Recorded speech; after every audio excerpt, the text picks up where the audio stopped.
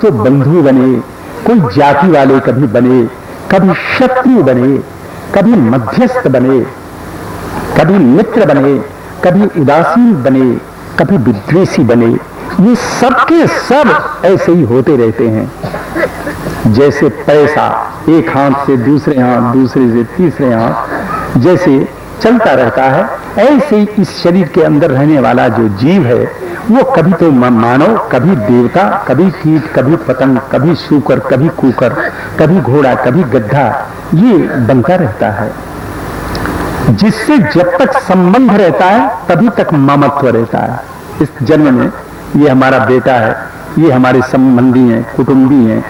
जब तक ये शरीर है तब तक उनसे संबंध रहता है, जब तक प्रेम, स्नेह, ममता इत्यादि सब रहता है। शरीर के बाद कोई किसी का कोई नहीं, कुछ नहीं।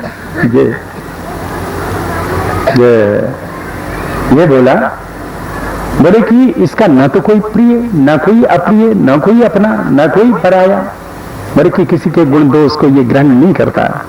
ये जीव, ये आत्मा, ये कह करके अंतर्हित हो गया, फिर बोलना बंद कर दिया।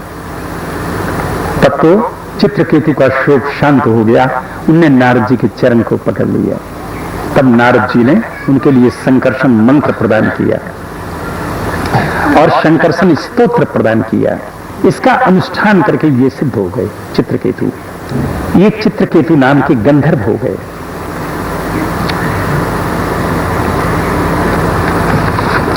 ये गंधर्व हो गए। एक बार ये अपने विमान पर बैठ करके परिभ्रमण करते हुए कैलाश में पहुंच गए। कैलाश में वहां पर भगवान शंकर अपनी पार्वती को बाएं जंघे पर बिठा करके, और सभी ऋषि महर्षि लोग बैठे हुए थे, उपदेश कुछ न कुछ उपदेश कर रहे थे। ये अपनी विमान पर बैठ करके आकर के ये कहता है, अरे अरे देखो इस लोक गुरु साक्षात धर्मम वक्ता शरीरी नाम। बोले कि ये जीवों के धर्म के वक्ता हैं। बोले कि सभी लोग प्रायः अपनी पत्नी से एकांत में व्यवहार करते हैं। ये सबके सामने गोद में बिठा करके अपने पत्नी को। शंकर जी तो भक्तों के महात्मा को जानते हैं, वो तो कुछ नहीं बोले, लेकिन पार्वती बिगड़ उठी। बोले कि छोटी मुंह बड़ी बात, यहाँ पर इतने ऋषि महर्षि बैठे हुए ये कुछ नहीं कह सकते थे। तुम अतः पापी यसी योनि आसुरम या ही दुर्मते। बड़े की मूर्ख, बड़े की जा असुर बन जा। इस तरह से यही वृत्रासुर बनता है, ये पार्वती जी के शाप से। हाँ, लेकिन भक्त ऐसे होते हैं, उन पर आवरण, उनकी बुद्धि पर, शरीर तो कोई भी मिल जाए उनकी बुद्धि पर आवरण नहीं आता। जैसे जड़ भरत जी मृग के शरीर में थे, लेकिन फिर भी पहले जन्म की बुद्धि बनी रही, उनका स्मरण बना रहा, याद बनी रही। इस तरह से भक्तों का शरीर कुछ भी मिले, कोई भी मिले, लेकिन उनकी बुद्धि पर आवरण नहीं आता। हाँ, सनकादिक ऋषि एक बार कहीं घूम रहे थे, जा रहे थे, बैल पर बैठे हुए शंकर जी, पार्वती जी आ रहे थे। पार्वती जी बोली, बालकों को देख करके अपने शंकर जी से बोली कि महाराज जरा इन बालकों से मैं बातचीत करना चाहती हूँ। शंकर जी बोले कि देवी तुम बहुत जल्दी नाराज हो जाती हो, और ये महात्मा लोग हैं, न जाने कौन से ध्यान में हैं, कौन से रंग। हम लोग गृहस्थ आश्रम में इनकी बाधक नहीं बनना चाहिए, बाधा नहीं डालनी चाहिए इनमें। अपने वो रास्ते जा रहे हैं, अपने हम रास्ते जा रहे हैं। नहीं, पर पार्वती जी मचल गई। बोले कि नहीं, मैं जरा ये बड़े अच्छे लग रहे हैं, इन बालकों से मैं बातचीत करना चाहती हूँ। अच्छी बात जो। पार्वती जी आ गई। सनकादिक ऋषियों ने उनको पहचान लिया, प्रणाम किया। पार्वती जी कहते हैं, बालकों बहुत अच्छे लग रहे हो, अतएव मेरा नाम पार्वती है, मैं सब कुछ दे सकती हूँ, अतएव मुझसे वर मांगो। सनकादिक ऋषि बोले कि देवी हम लोगों को तो कुछ नहीं चाहिए, हम कोई वस्त्र भी धारण नहीं करते, नंग गड़ंग रहते हैं, 5 वर्ष की अवस्था में बालक के रूप में रहते हैं। हाँ, बोले कि देवी हमको कुछ नहीं चाहिए। बोले कि देखो देखो मैं पार्वती हूँ, सब कुछ दे सकती हूँ, मुझसे मांगो। बोले कि मुझे कुछ, हमको कुछ चाहिए नहीं, हम क्या मांगा। बोले कुछ भी मांगा, कुछ नहीं चाहिए। हाँ, कुछ नहीं चाहिए। अच्छा, बार बार कहने पर कुछ नहीं मांगते हो, जाओ तुम ऊंट हो जाओ। जा शाप दे दिया, ऊंट हो जाओ। सनकादिक ऋषि ऊंट हो गए। पार्वती जी लौट ऊंट हो गए, चरते फिरे अपना इधर उधर। नारद जी सनकादि ऋषियों को ढूंढते ढूंढते परेशान हो गए, कहीं सनकादि ऋषियों का दर्शन ही नहीं मिला, क्या बात है, कहां चले गए। नारद जी घूमते घूमते एक जगह आ गए, चारों ऊंटों को चरते देखा, छुट्टा समझ गए सनकादि ऋषि तो ये है। हाँ, जाकर के कहने लगे, ये महाराज क्या आज आपने कैसा वेश बना लिया, कैसे ऊंट के शरीर में। महाराज पार्वती जी का साथ सुन लिया, बोले कि महाराज बड़े दुख की बात है, आपको शाप मिल गया, ऊंट का शरीर मिला। सनकादि ऋषि बोले कि भाई ऊंट का शरीर हमको मिला है, दुख तुमको क्यों हो रहा है। बोले कि महाराज दुख तो दुख की बात है। अरे बोले कि नहीं, पहले से हम और अच्छे हैं। हाँ, पहले तो बड़ा हो तो प्रणाम करो, छोटा हो तो आशीर्वाद दो। हाँ, दूसरा नहाओ धो दुनिया भर के झंझट, अब अपना चर लेते हैं, मस्त रहते हैं, न नहाने धोने का कोई काम नहीं, बस। हाँ, ऊंट का शरीर मिल गया भले, लेकिन हमारी बुद्धि पर तो किसी प्रकार का आवरण आ ही नहीं सकता, इसलिए भागवतों की बुद्धि पर आवरण नहीं आता। देखिए, ये पार्वती जी के शाप से ये चित्रकेतु असुर बन गया और वृत्रासुर ये बन गया, वृत्रासुर बना, लेकिन युद्ध भूमि में भगवान को नहीं भूला, इसकी बुद्धि बराबर वैसी बनी हुई है, भगवान का निरंतर स्मरण ये कर रहा है इस तरह से। हाँ,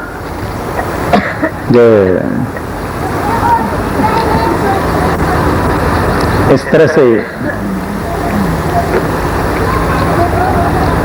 किसी भी प्रकार से भगवान में वृत्ति प्रवेश करे,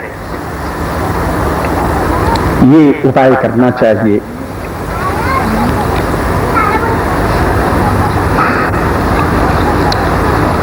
ये दिति,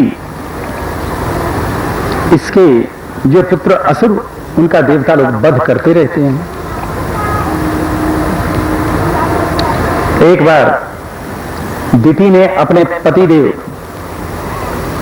कश्यप जी की खूब सेवा की, ऐसी सेवा की कश्यप जी प्रसन्न प्रसन्न हो गए। बोले कि देवी मैं तुम पर प्रसन्न हूं, क्या चाहती हो।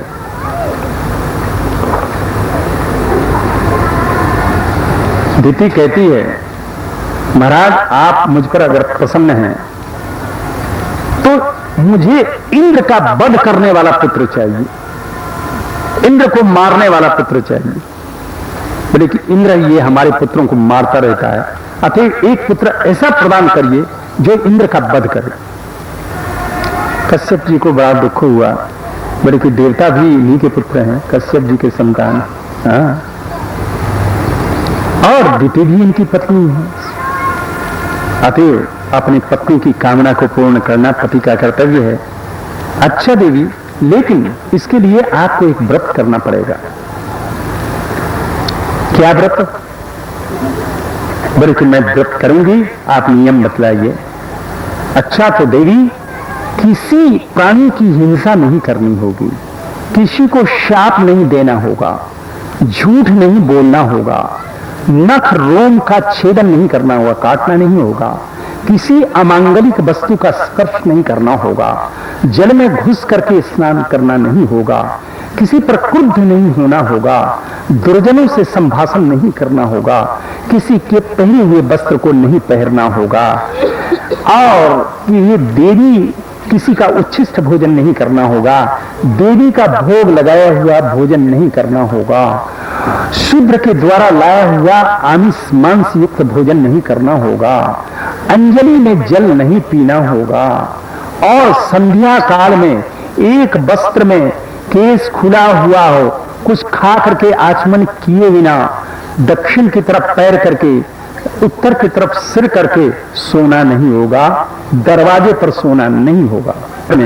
महान बलवान ऐसा जो पुत्र है इंद्र का वध करने वाला है। अब इंद्र घबराए, नौकर बन करके, दास बन करके और इस दिति की सेवा वेश बदल करके बैठी हुई थी और कुछ खाया सो आचमन करना भूल गई।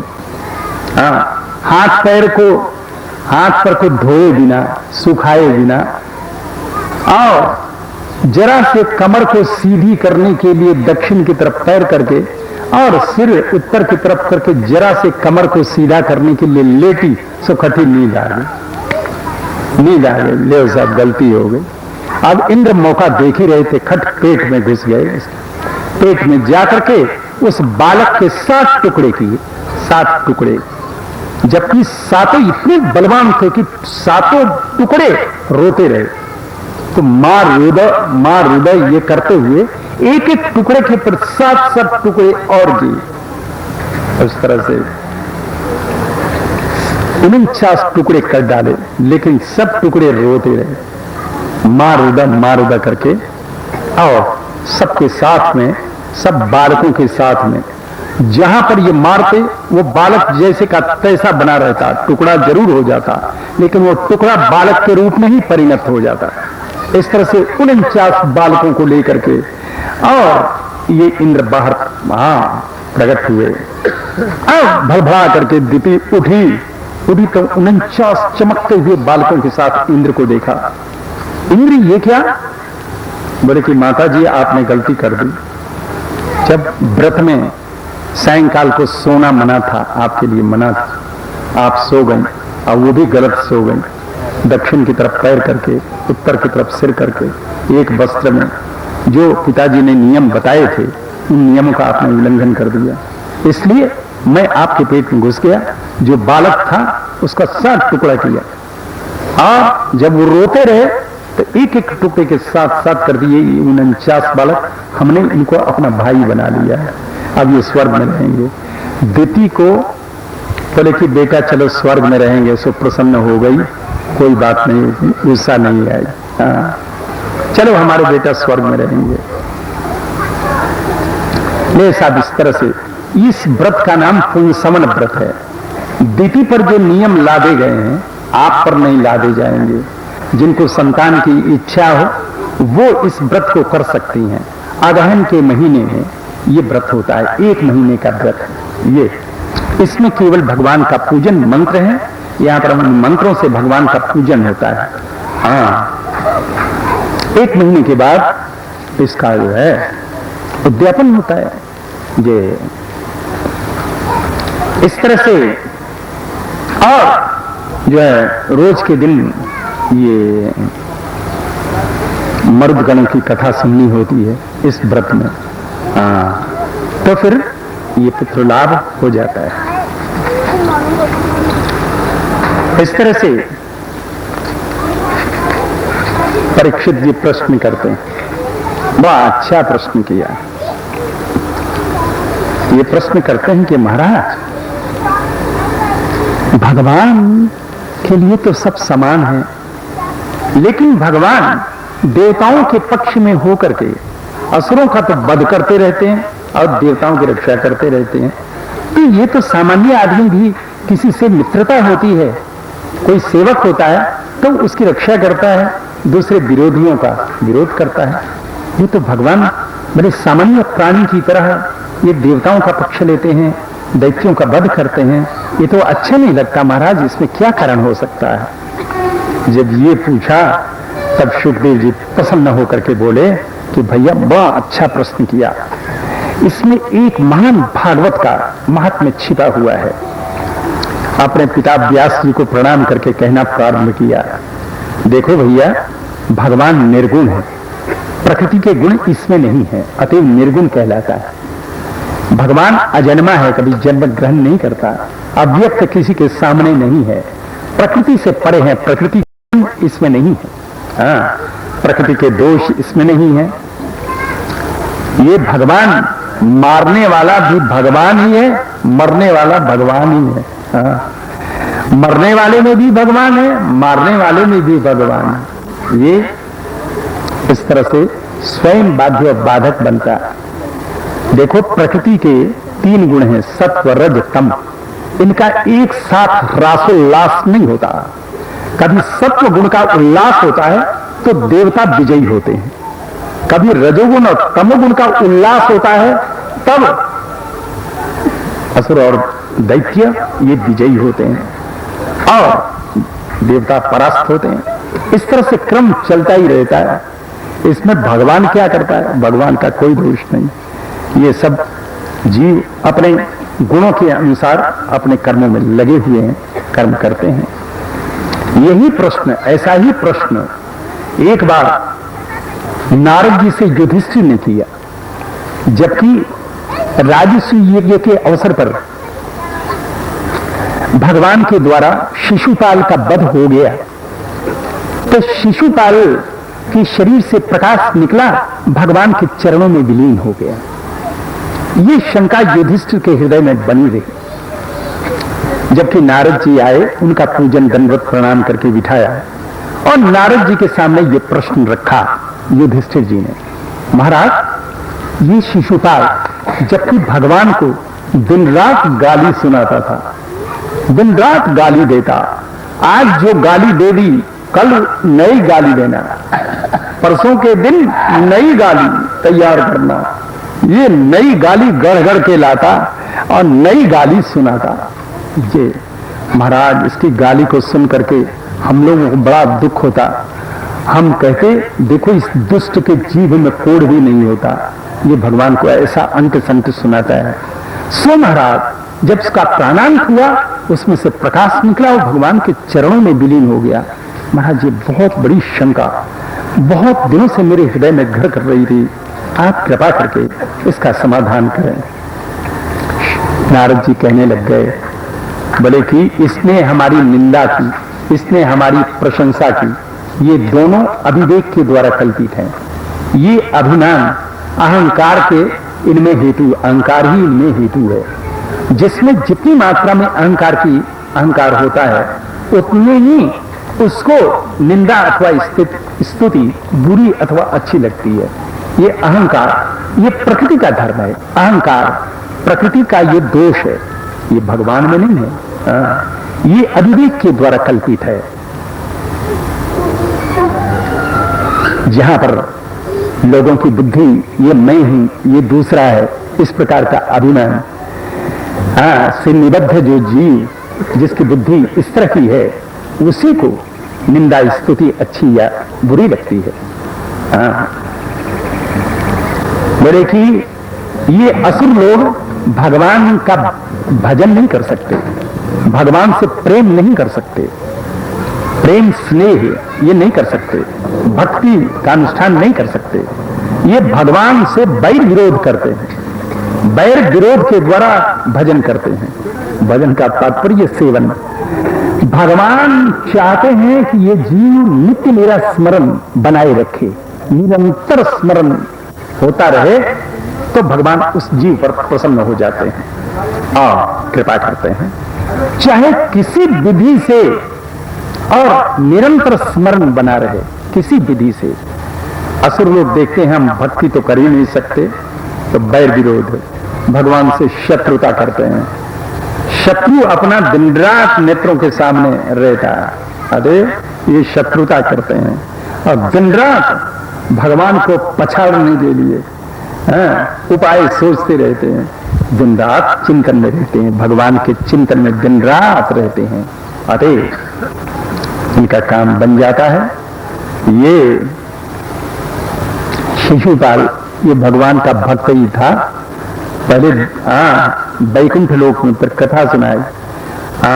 वैकुंठ में जय विजय नाम करके दो जो द्वारपाल, वो शनकादि ऋषियों का शाप हो गया उनको।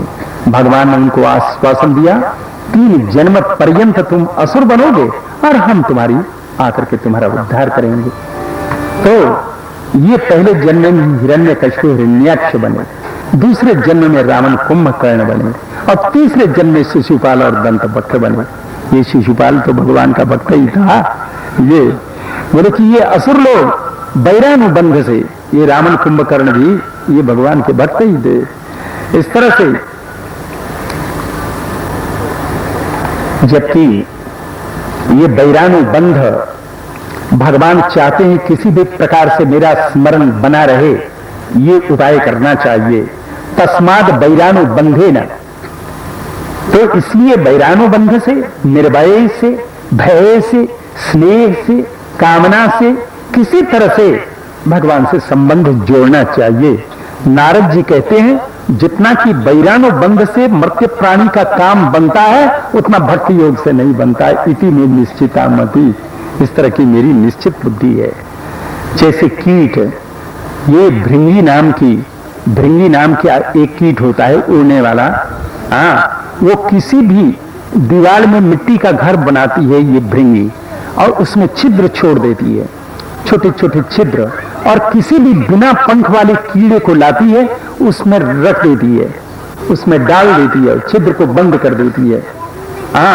ये कीट जो है सो भृंगी का स्मरण करता करता करता करता उसमें पंख निकल आते हैं और वो छिद्र को फोड़ करके निकल आता है। इसी तरह से भगवान का स्मरण करते करते करते करते ये जीव भगवत स्वरूप हो जाता है। जय। ये कहते हैं, ये भगवान श्री हरि, ये श्री कृष्ण, ये कृपा करके ये मानव रूप धारण करके यहाँ पर आए हुए हैं। बहुत से वैर विरोध से इन्हीं को प्राप्त हो गए बहुत से लोग। किसी भी विधि से इनको चिंतन में लाना चाहिए।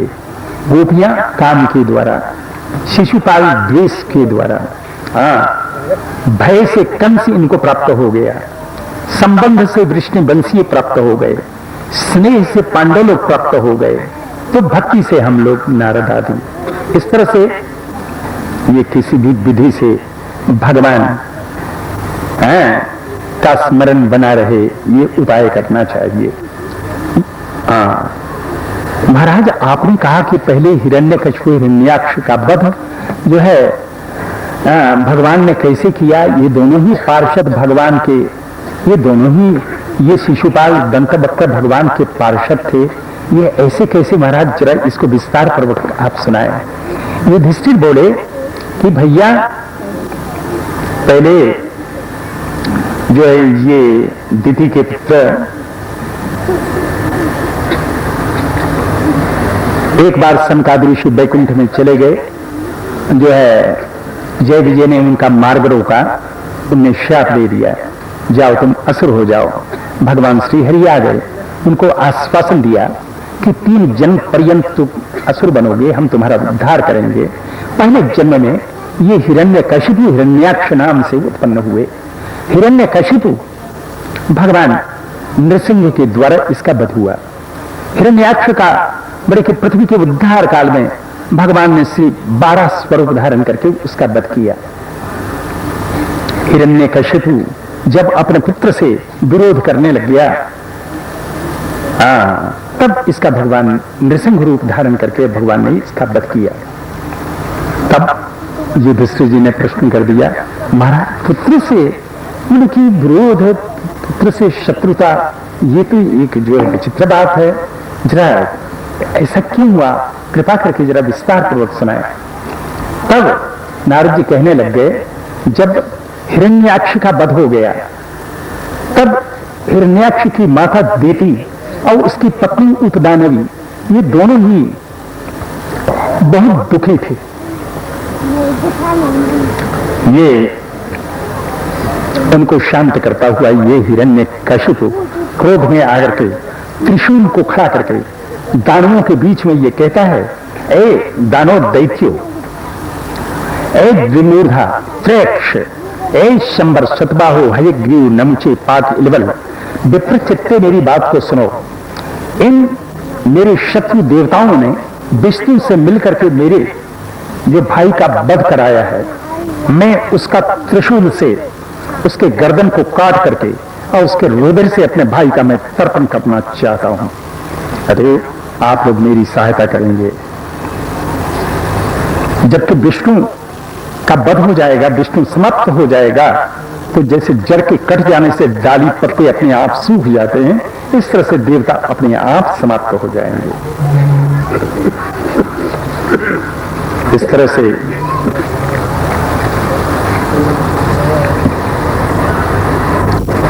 तरह से इसने दैत्य दानवों को, ये सनातन धर्म भगवान का स्वरूप है, जहां पर तप यज्ञ स्वाध्याय व्रत दान इत्यादि ये भगवान का शरीर है। जाकर के सबको नष्ट कर डालो। दैत्य दानव सब जहां पर ब्राह्मण, गाय, वेद, वर्णाश्रम, धर्म, वहां पर सब जाकर के उपद्रव करने लग गए। गांव नगरों में आग लगाने लग गए, हरे हरे वृक्षों को काटने लग गए। जितने भी नगर, ग्राम, ब्रज, उद्यान, बगीचे, क्षेत्र, खेत खरबत में जाकर के, खलिहानों में अन्न के ढेर में आग लगाने लग गए। जितने भी पुल आदि थे उनको तोड़ने लग गए। इस तरह से हिरण्यकशिपु अपनी माता जी, अपने भ्रातृवधू को बड़े की समझा रहा है, मेरा भाई अपने शत्रु के साथ में युद्ध करके उसने अपने प्राण को छोड़ा है, अतएव आपको उसके लिए शोक नहीं करना चाहिए। ये कह रहा है कि आत्मा नित्य है, ये शरीर अनित्य है, अतएव उसके लिए दुख नहीं होना चाहिए। शरीर तो कभी न कभी नष्ट होगा, ये आत्मा नित्य है। ये दृष्टांत देता है। कोई उसीलर देश के राजा थे, यह अपने युद्ध में अपने शत्रुओं के द्वारा मारे गए तो इनकी पत्नियां आकर के इनके शव पर हाथ रख करके रोने लग गई। रोते रोते दिन भर हो गया, संध्या को भी नहीं हट रही हैं। तो यमराज बालक का रूप धारण करके आए, बोले कि कहते हैं, आहो अनीसा, देखो ये मुझसे अधिक अवस्था वाले, इनके मुंह को तो देखो। अरे ये मनुष्य जहां से आया वहां चला गया, इसके लिए ही शोक कर रहे हैं। बल्कि इनसे अच्छे तो हम ही हैं, जो कि बचपन में, बालकपन में हमारे माता पिताओं ने हमारा परित्याग कर दिया, मतलब मर गए। हम अकेले, हम जानते हैं जो गर्भ में रक्षा करता है वो सर्वत्र रक्षा करता है। हम निर्भीक होकर के परिभ्रमण करते हैं। अरे तुम किसके लिए रो रही हो? तुम अगर शरीर के लिए रुदन कर रही हो तो ये शरीर तो तुम्हारे सामने पड़ा है। अगर इसके अंदर से कुछ निकल गया उसके लिए रो रही हो तो वो तो नित्य है, कभी समाप्त होता ही नहीं, कभी मरता नहीं, कभी नष्ट होता नहीं, तो किसके लिए रुदन कर रही हो? इस तरह से अपनी माता को समझा रहा है। ये अपनी भ्रातृवधू उपदानवी को समझा रहा है। इसने इस तरह से ये स्वर्ग पर विजय प्राप्त कर लिया है। देवता लोग भगे फिरते हैं इधर उधर। ये स्वर्ग का राज्य सदा सर्वदा के लिए हो जाए। असुरों का इस पर राज्य अपने को अजर अमर बनाने के लिए ये सुमेरु पर्वत की जो है कंदरा ने ये तप करने के लिए चला। ये हाथों को उठा करके आकाश में दृष्टि करके अंगूठे पर खड़ा होकर के और धूल मात्र फाँक करके खा करके ये तप करने लग गया। तप करने लग गया। जब ये तप करने लग गया तो देवता लोग फिर स्वर्ग में गए। इस शरीर, इसके मूर्धा से, सिर से 3 ज्वालाएं निकल पड़ी, जिससे कि स्वर्ग गर्म हो गया। देवताओं को फिर छोड़ना पड़ा वो स्वर्ग। इस तरह से ये भयंकर तप इसने किया। इसके सारे मेद, मांस, मज्जा, चमड़ा वगैरह सब चींटियां, दीमकों ने भक्षण कर लिया, खा लिया। हड्डी में इसके प्राण शयन कर रहे थे। भयंकर तप दिव्य 100 वर्ष तक किया इसने तप। दिव्य 100 वर्ष देवताओं का, बोले कि हमारा 1 वर्ष और देवताओं का 1 दिन। इस तरह से 100 वर्ष तक इसने घोर बिना जल के, बिना पानी के इसने तप किया। समुद्र में खलबली मच गई, पृथ्वी में बार बार कंप होने लग गया। देवता लोग भगे भगे ब्रह्मा जी के पास पहुंचे, निवेदन किया। तब ब्रह्मा जी वहां से चले, हंसयान पर बैठ करके आकर के आश्चर्यचकित होकर के कहते हैं, उत्तिष्ठो तिष्ठमत्रं दे तपसिद्धोसि कश्यप। कश्यप पुत्र उठो उठो, तुम तप से सिद्ध हो गए हो, तुमको वर देने के लिए मैं आ गया हूं। मांगो, जो तुम्हारी इच्छा हो सो वर मांगो। मैंने देखा है कि तुम्हारे सारे ये शरीर के मेद, मांस, मज्जा, चर्म आदि सब चींटियों ने भक्षण कर लिया है। तुम्हारे प्राण हड्डियों में शयन कर रहे हैं। ऐसी तपस्या तो पूर्व में किसी ने किया नहीं, अब भविष्य में कोई कर नहीं सकेगा। इस तरह से बिना जल के तुमने 100 वर्ष तक इस शरीर को धारण किया, आश्चर्य की बात है। ये कह करके अपने अंजलि में जल लिया, जल लेकर के अभिमंत्रित करके जैसे इस पर छींटा दिया वैसे सोने की तरह इसका शरीर चमकने लग गया। ये आकाश में हंस पर बैठे हुए ब्रह्मा जी को देखा तो इसके हर्षाश्रु निकलने लग गए, प्रसन्नता के आंसू इसके आंसू आंखों में से निकलने लग गए। ये ब्रह्मा जी की लंबी चौड़ी स्तुति की है। स्तुति प्रार्थना करके कहता है, यदि दास्यसी अभिमतान बरान, यदि मेरी आपने कहा कि अपनी इच्छा के अनुसार तुम मुझसे वर मांग लो तो लीजिए मैं वर मांग रहा हूं। जो आपकी रची हुई जितने भी भूत प्राणी किसी से भी मेरी मृत्यु न हो, मेरी मृत्यु अंदर न हो, बाहर भी नहीं हो, आकाश में न हो, पृथ्वी पर भी न हो, दिन में न हो, रात्रि में भी नहीं हो, किसी हथियार से न हो, मेरी मृत्यु मनुष्यों से न हो तो किसी जानवरों से भी मेरी मृत्यु न हो, प्राणधारियों से मेरी मृत्यु न हो, बिना प्राणधारियों से भी मेरी मृत्यु न हो, देवताओं से मेरी मृत्यु न हो तो असुरों से भी मेरी मृत्यु न हो, सर्पों से भी मेरी मृत्यु न हो। युद्ध में जो कोई मुझसे युद्ध करने के लिए आए मुझ पर विजय प्राप्त नहीं करे, कोई देहधारी। इस तरह से इसने वर मांगा। ब्रह्मा जी कहते हैं, ताते भी दुर्लभा पुंसाम, भैया ये सब वर अत्यंत दुर्लभ है, लेकिन फिर भी मैंने दिया, तथास्तु। ये सब लोग सेवा परायण इसके देवता लोग, कभी मौका मिल गया भक्त करके भगवान के पास पहुंचे, निवेदन किया, प्रभु बल्कि हमको इसने परेशान कर रखा है। भगवान प्रकट होकर के कहते हैं, बल्कि मां भैष्टव्य विधा श्रेष्ठा, बल्कि देवताओं भयभीत मत हो, मेरा दर्शन निष्फल नहीं होता है, देखो मैं इसकी शांति कर दूंगा। प्रतीक्षा करो। जो कोई देवताओं से, वेदों से, गायों से, ब्राह्मणों से, साधुओं से, धर्म से और मुझसे विद्वेष करना प्रारंभ करता है, द्वेष करना प्रारंभ करता है, सवा आशु विनश्यति, तो शीघ्र ही उसका विनाश आ जाता है। जब ये निर्वैर प्रशांत अपने पुत्र से ये वैर विरोध करने लग जाएगा और इसका समझ लो कि खात्मा। देवता लोगों ने इसको मरा ही हुआ समझ लिया, लौट आया। नारद जी कहते हैं कि इस तरह से